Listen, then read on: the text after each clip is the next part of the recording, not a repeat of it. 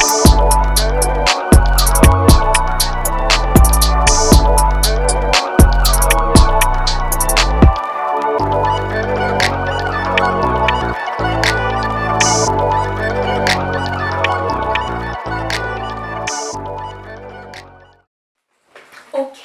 and welcome back to Greener Things. This is your girl Danae, as always.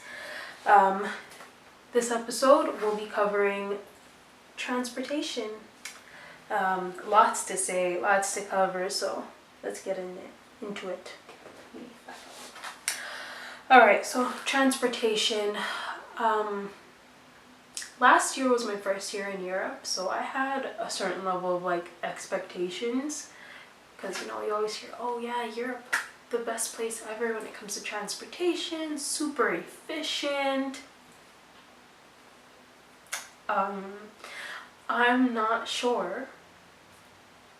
Valencia got the memo. I'm joking. Okay, don't come after me in the comments, please. But it's not great. It's also not terrible.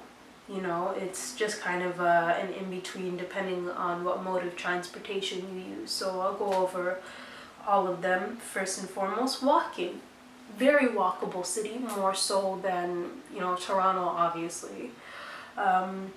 Everything is just really pretty to look at. You have a lot to see, so the 45 minutes that it takes to get from, the beach to your city center apartment, it just kind of melts away because, shit, you just came back from the beach. Who cares, right? But yeah, I would say everything that you need, realistically, if you're living in the city, it's about a 30 to 40 minute walk, which isn't bad. You're getting your steps in, you're burning calories, you're eating carbs, you're living your European lifestyle, so no problem there. 10 out of 10 for me, because I love walking. Next is cycling. Cycling is very near and dear to my heart. I brought my baby with me, my baby being my bike. Yes, I brought my bike from Canada. You can definitely rent a bike here.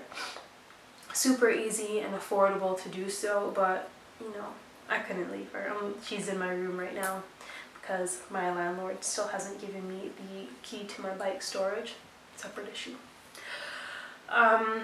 Renting a bike in a city, you can get one of the public bikes, the Valimbisi. I'll put the link in the bio, for about 30 euros for the whole year. It is 30 euros for the whole year, which is ridiculously cheap. You sign up online, download the app, and then with the app you can take out a bike whenever you need to. The only thing is every 30 minutes you need to redock your bike, otherwise they start charging you. So if you know that your ride is going to be longer than 30 minutes, just dock at your nearest stop and then pull it back out. You're good to go. You can do that all day long, no issues. There are a bunch of bike rental places throughout the whole city, so if you want a personal bike just for you, you can do that. I'm not too sure about the cost, but I think that's more so if you're here for a day. If you plan on living here, definitely maybe invest in a bike. Even you can get one really cheap on Facebook Marketplace, or Wallapop. It's an app. It's kind of like Kijiji, I guess. So yeah, you can either buy a bike, rent one from one of the shops. The Erasmus organizations also do bike rentals, so you can get it for even cheaper that way. Or you can bring your bike, like me. Because why not? I've been here for a year now. I need to be comfortable, and my bike and my crochet needles are my comfort. Anyways, so yeah, cycling in the city. If you have cycled in the downtown core from wherever you are, I would say you're mildly prepared. Cycling downtown Toronto, it's scary. Especially if you're going down Spadina where there are no bike lanes. It's scary as hell. I don't recommend you do that. It's incredibly unsafe. I've done it before. But cycling in Valencia it's a bit of an Olympic sport, I'm not gonna lie. Because between the scooters going 30 kilometers an hour, other cyclists, cars that just magically pop out of nowhere, or elderly people that casually mosey into the bike lane without any warning. It's really difficult to keep track of what you're doing and where you're going, so just be incredibly vigilant. Oddly enough, I don't see too many cycling accidents. They do happen. Honestly, I would say they probably happen more than like car accidents from what I've seen, but that might just be personal experience. I've fallen off since I've been here. An old lady decided she wanted to avoid traffic in her lane and decided to cut in front of me and then go around into it was just really complicated. Her handle hit my handle. We both fell in the middle of the street. I'm bleeding. People are asking me if I need help, but you know, not my first rodeo. Also the scooters. Just today, before I started recording, some kid, and by kid I mean like 10-year-old on a scooter, decides to, this is me on my bike, decides to just jam right into the middle of me on my bike for no apparent reason. Mind you, I'm on the sidewalk. I'm about to like get into the bike lane, and I guess he just wasn't paying attention, or I don't know what it was, but I wasn't even really moving. I was just about to kick off, and he crashed right directly into the middle of my bike. So yeah, be cautious, be aware, wear a helmet. It's dangerous out there. Would I recommend riding a bike? Absolutely. Even though I just said all of that, I still would. It's probably the most efficient way to get around the city. Just beware of the scooters. The scooters are capital one threat. Moving now to buses. The buses are terrible in my opinion. I hate them. They take a very long time to get everywhere, but it's not really their fault. So a lot of the streets down here are one way. So say your starting point is here. Your starting point is here. Where you need to get is here.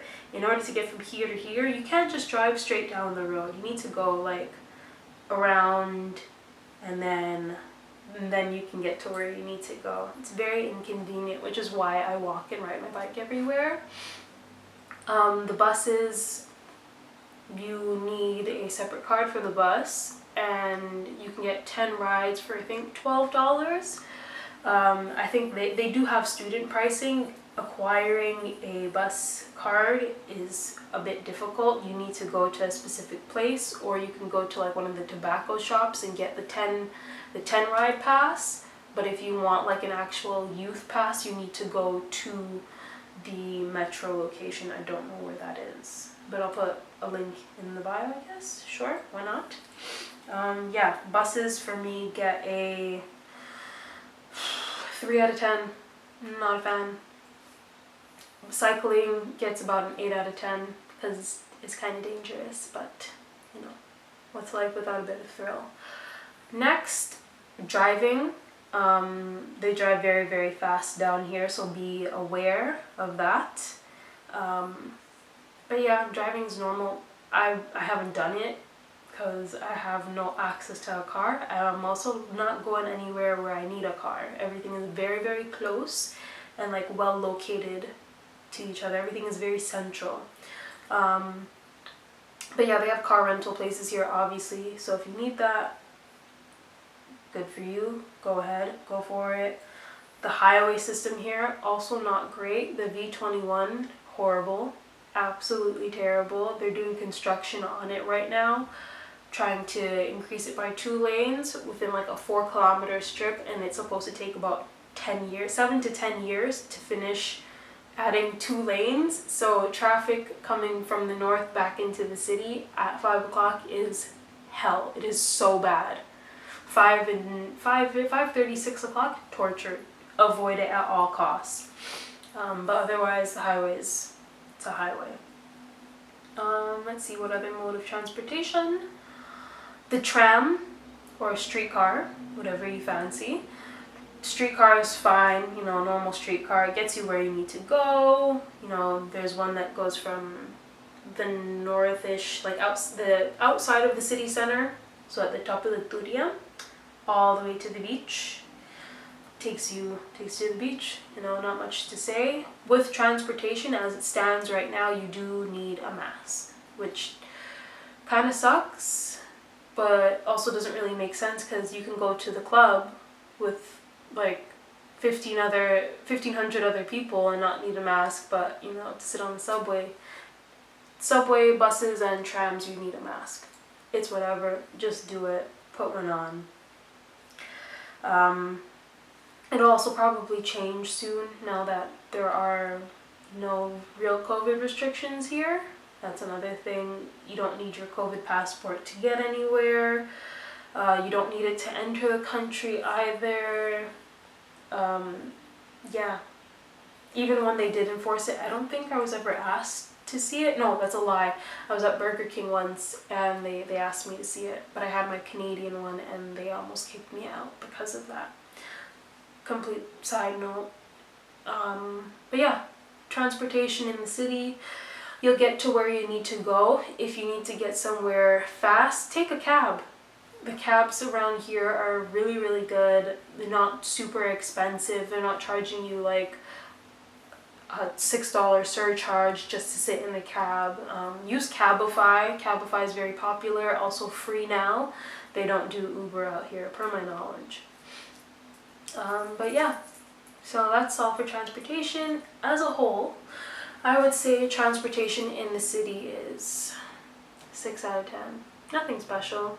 You know, it's not exceptional like I'd heard about from, you know, back home, everyone going to Europe and saying, yeah, the transportation here is so great. It's average. It's very average. Yeah, 6 out of 10. That's all for transportation as a part of the Life in Spain series. If you have any other questions, put them below. And as always, see you along the way. Follow, subscribe, all that mess.